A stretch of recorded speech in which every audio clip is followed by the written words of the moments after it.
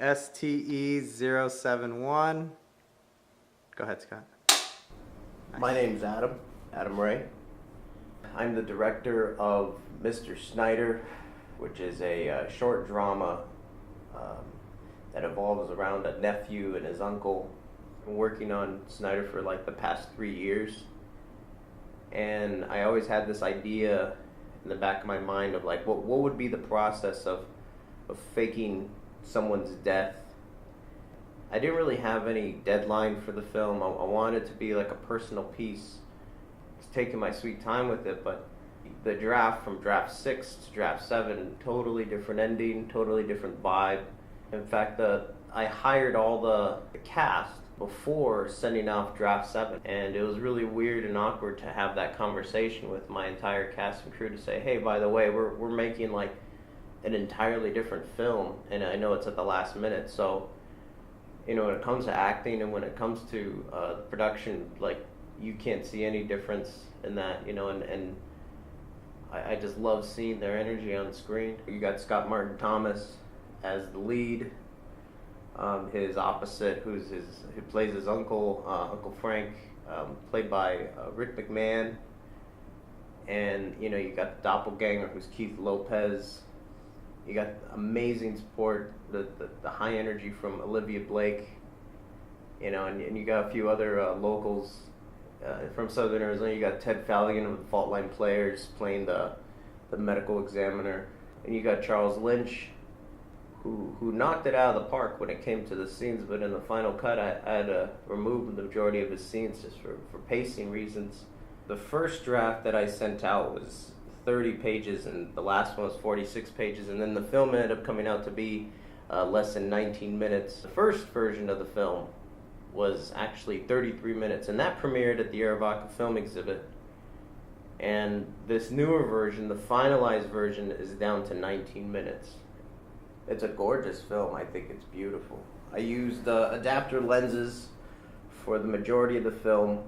The last few years of filmmaking, I've been using these adapter lenses, which, if you don't know what they are, they're old, outdated lenses from the 70s and 80s, and they have beautiful glass inside of them, and they make these beautiful, nice, creamy shots. It makes your film look amazing. You know, there's a lot of setbacks. You have manual focus. You have to control the lighting literally by knobs on the actual lens. Most people these days that have digital cameras, they can literally just sit there, turn on to automatic settings, and press a button, and that's it. They got a film and it's in perfect color, and you know, their whites are perfect, their blacks are perfect. But this film, that was one of my big challenges, you know, to try to get everything to look uniform, get everything to look nice and clean.